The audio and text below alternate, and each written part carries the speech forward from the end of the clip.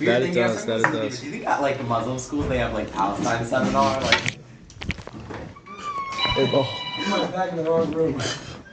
Clumsy me. Clumsy? It's not what clumsy is. It's okay.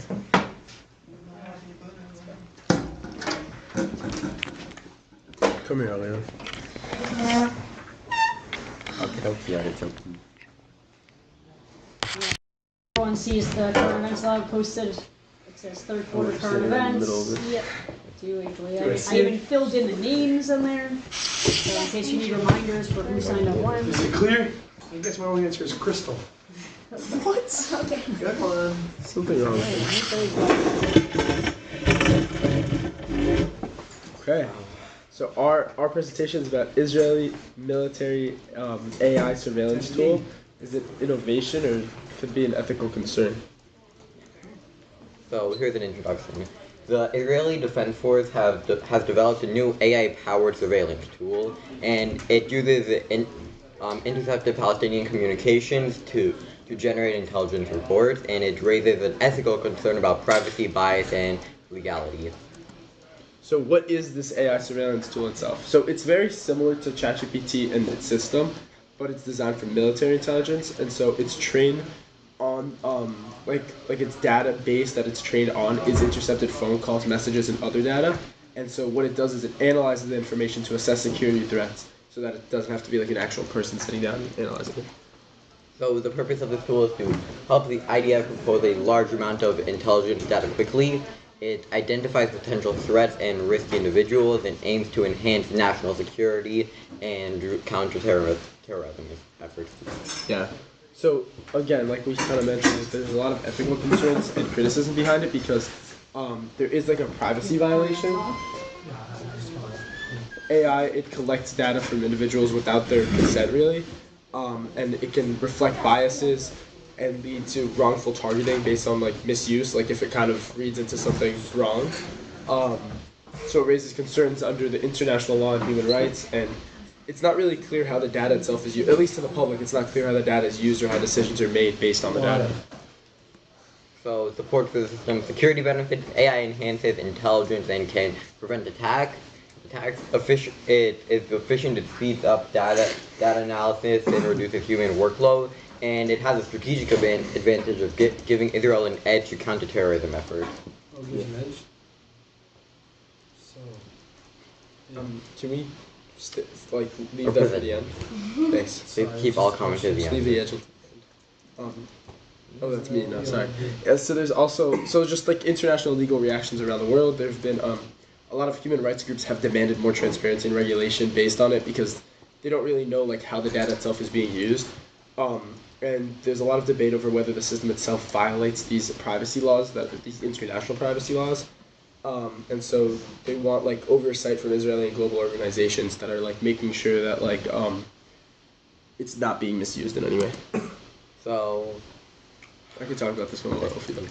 So it'll kind of lead like because looking forward to the future how this like really kind of change military and especially the IDF. So the use of surveillance and AI tools by militaries it's going to lead to an increased surveillance of populations and erosion of these privacy rights. It'll become the AI. It'll get more advanced slowly, and then that'll like mean that its use in intelligence and military operations will expand. So it could really be misused in some ways. The development of AI, like the one that we read in our article, could lead to greater control over civilian populations with less oversight and accountability because you don't really know who to blame at that point.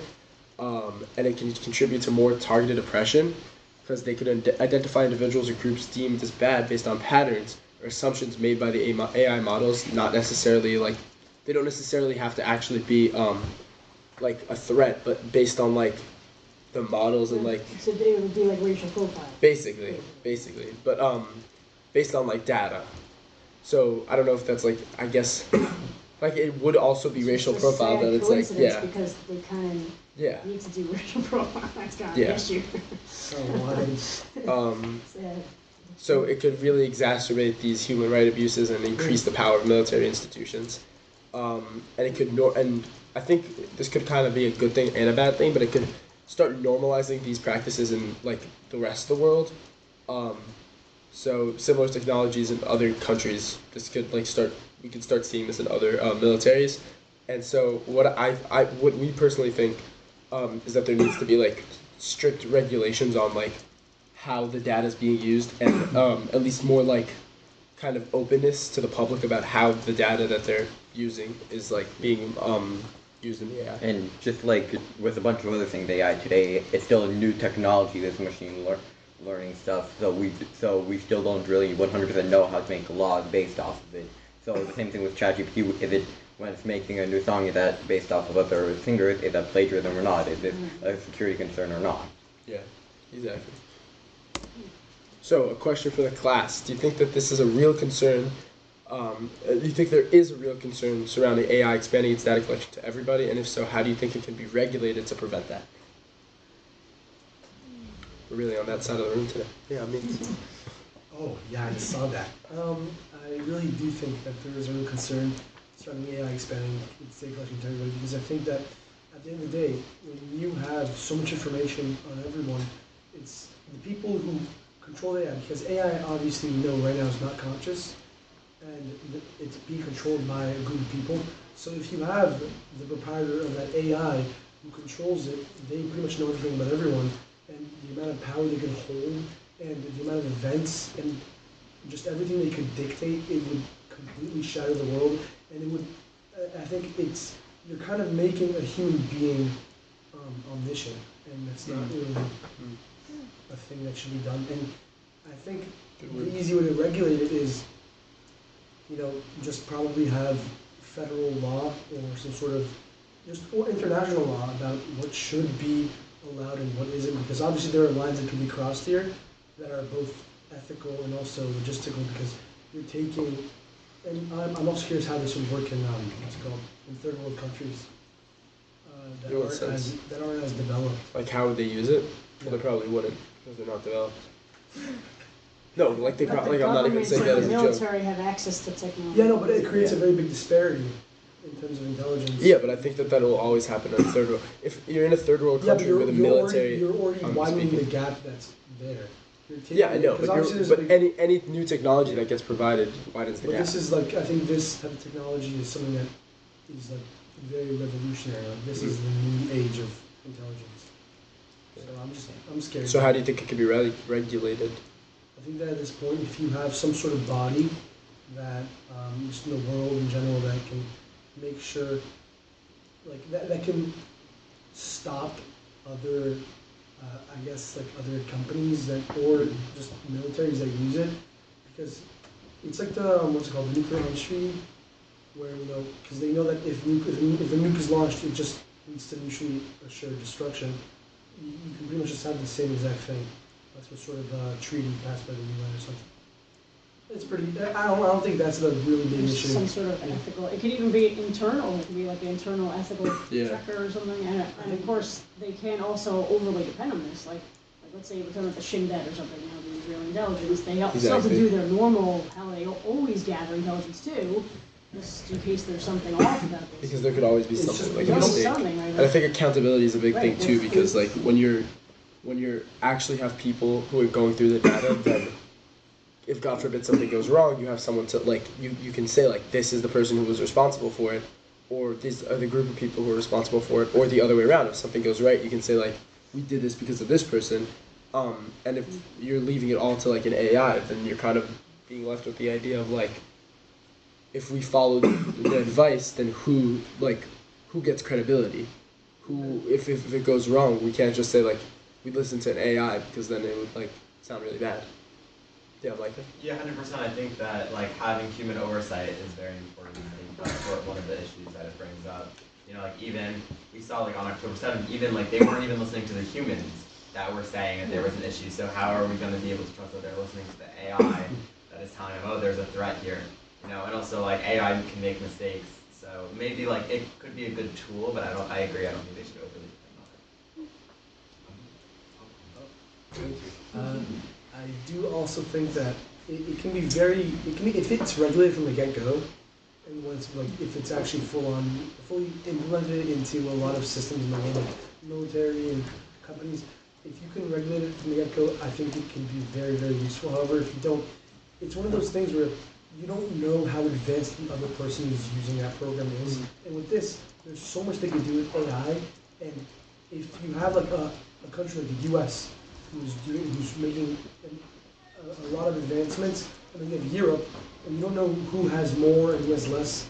And it's like playing kind of this Cold weird War. game of, yeah. It kind of reminds me of the Cold War. Like it's like you don't really know where, or even in World War II, where the nuclear arms race, you didn't really know how advanced Germany was in their nuclear weapons, and they didn't know how far we were advanced. So it was like kind of really like you always want to stay ahead of the other person, but at the same time you don't know how ahead you have to be because you don't know where they are. It's just the lack of transparency would lead to I think it could lead to a very big war, if not the next World War.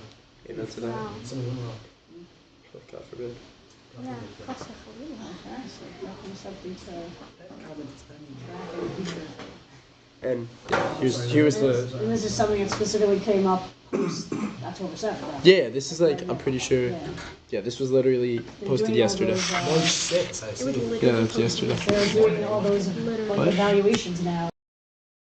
They, what do they call that? Like they have committees looking into all the errors of October 7th. Man.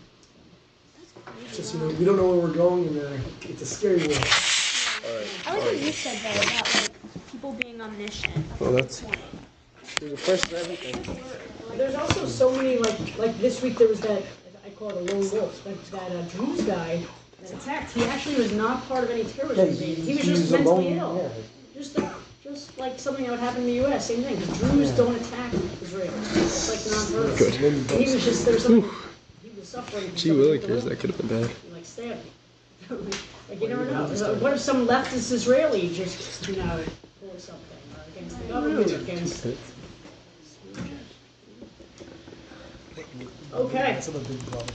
All right. So we're wrapping up I didn't even our. write that, John. We're now going to call the old topic. We're wrapping up our refugees topic, and we're going to go ahead to our next topic, which is West Bank. That's the theme for today. So I think we only have 2 questions left on what we were working on. All right, Amit, please be with us. All right, so we're Stop here. talking. See, there's 2 that are called number 5. All right. And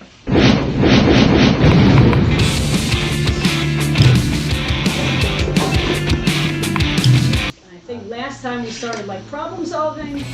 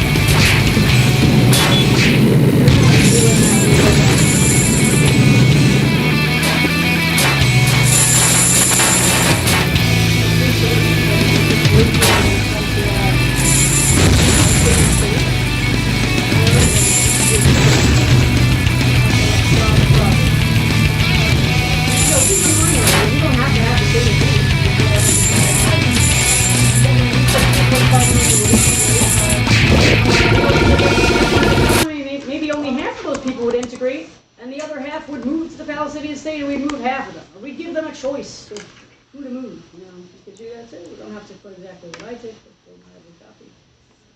Maybe do like 2.5 mil integrate, and 1 mil move. So 1 mil would be repatriated on top of this. We'd change this to 4,000 weeks above where the permanent. We ended the class talking about the desire for compensation.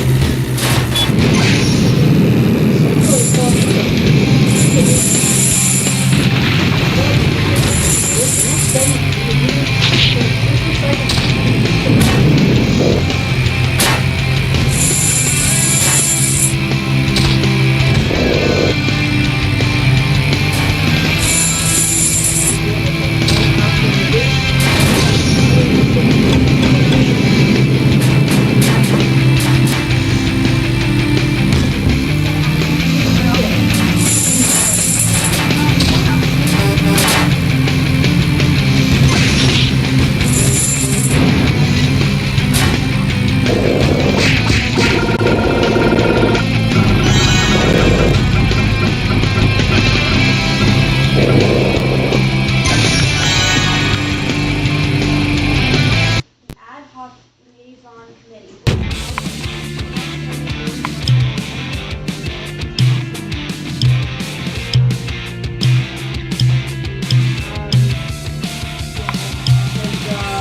Yeah, so eventually everyone's gonna make a choice between one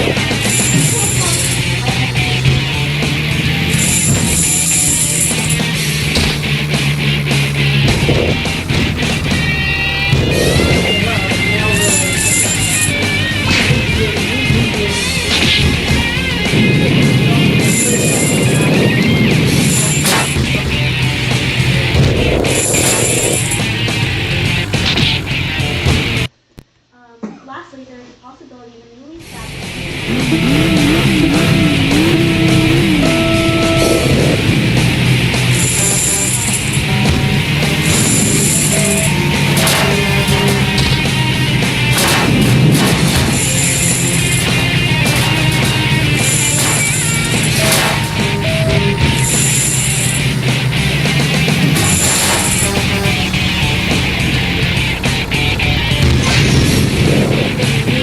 outside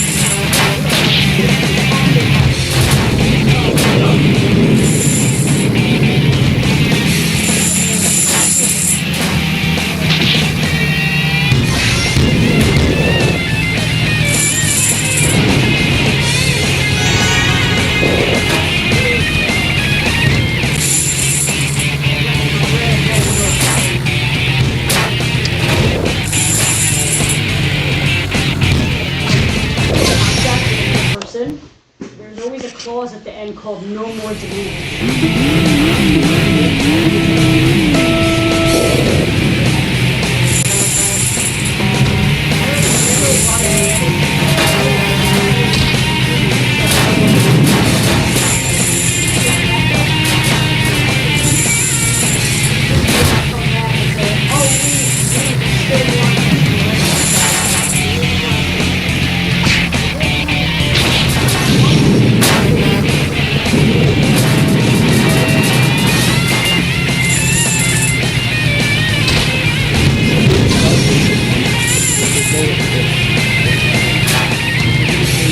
Especially the same thing with this again, it's like, yeah.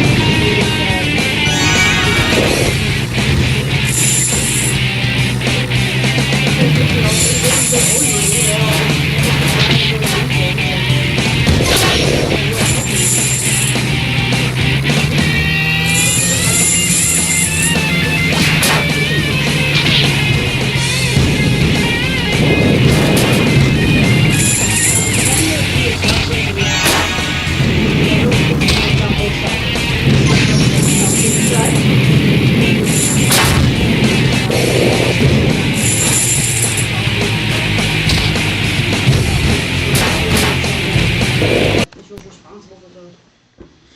Do you think there can be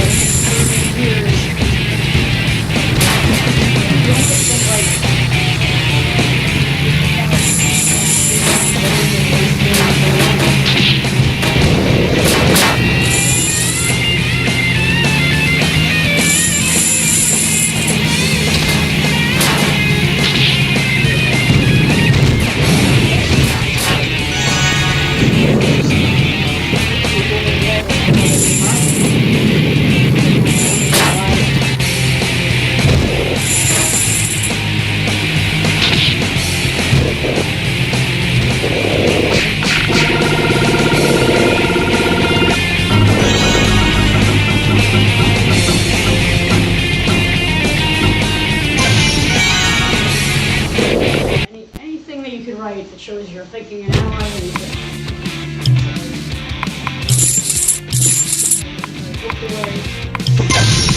things happen, they could make a better. Or you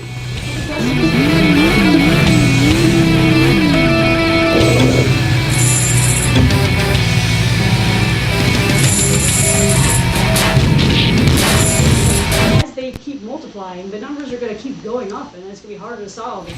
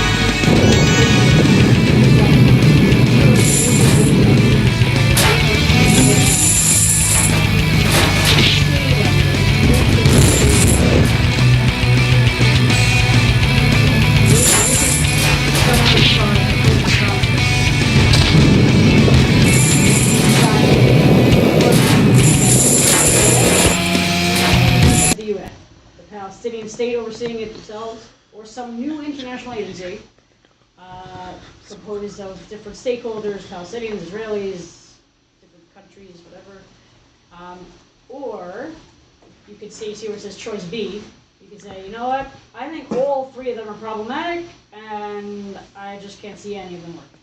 If you want to be a little pessimistic about it. A lot of students seem to like the third choice, or they were pessimistic. The third choice is what? See here, this chart. Do you have it on? Did you Yeah. have it on the screen too? Yeah. So the third choice being the new international agency, like a completely outside agency that was created just for this, and in the agency would be representatives of all the stakeholders. You know, the Israelis, the Palestinians, if there were different countries, different Arab countries, America, whatever, and some allies of Israel also, to oversee the whole thing. Yeah, you look at right. The cons for this one are kind of weak cons, right? Lack of existing infrastructure. Yeah, because we're going to create it. We're going to make something new. It's not going to be the corrupt UN that we know had some, strange ties to Illinois.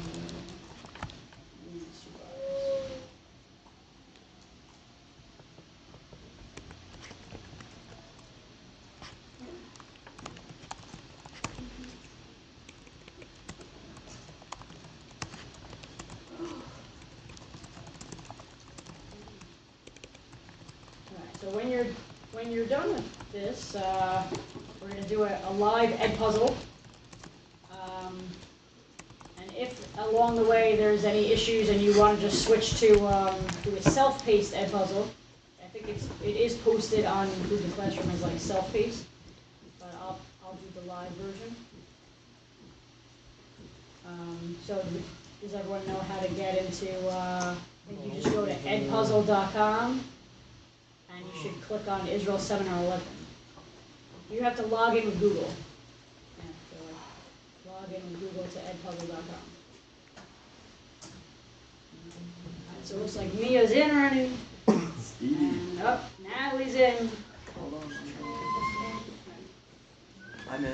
Right, if there's anyone who still feels they need more time on the other assignment, you could obviously do it multitask or Which do it at sorry, home which- or whatever. Is it this set puzzle? Yeah, that that's one. what I And you think. still want to We'll pop out at 1 in the morning.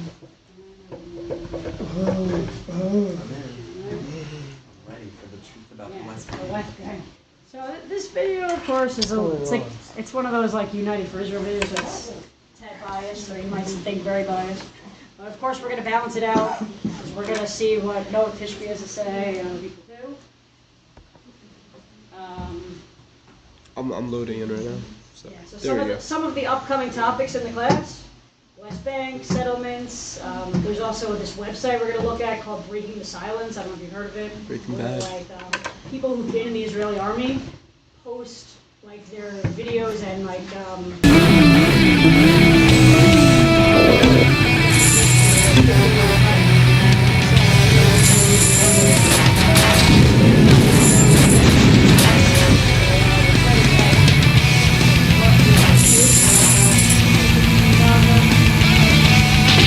So I guess I could start, right? Because these people are active. Yeah.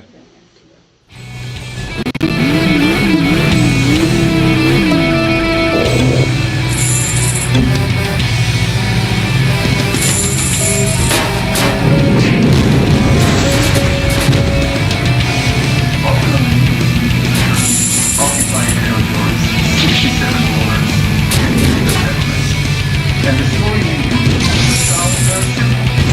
During the 16 war, Israel captured the West Bank and the Gaza.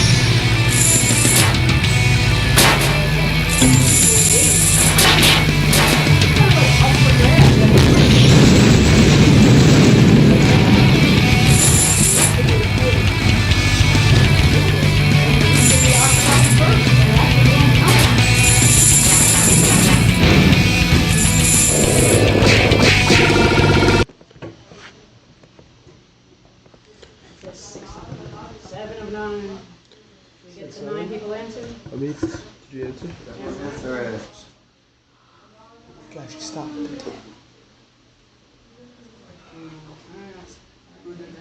Jordan, dude. Alright, I'm just gonna continue because. Alright, so it's Jordan, right? Jordan was first illegally occupied. A lot of people don't know that. Jordan joined a war launched by Egypt and Syria to destroy Israel. Oh, by the way, destroying Israel is rather the United Nations back in 1967 rejected repeated Arab and Soviet attacks to declare Israel as Israel. Security Council Resolution 242 did not demand a unilateral Israeli withdrawal. Rather, the United Nations called for a negotiating solution which would leave Israel with secure and recognized boundaries.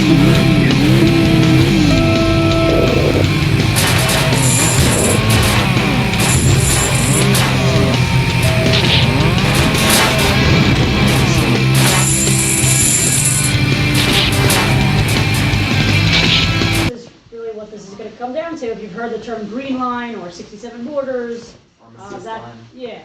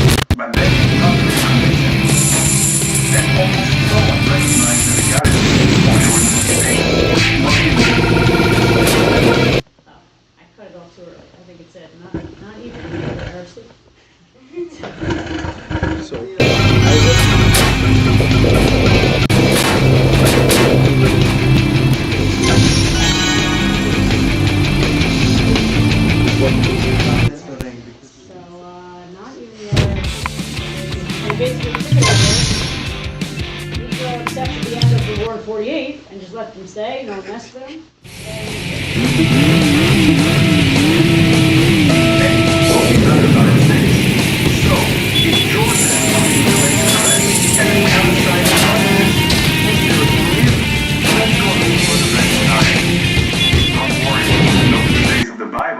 Only about 100 years. Until 1978, the Ottoman Empire occupied the whole of after losing World War I. The Ottoman their 500 years control of the Allied forces decided to divide the whole empire into countries. British Foreign Minister Lord Balfour recognized the Jewish people's historical right to their borders.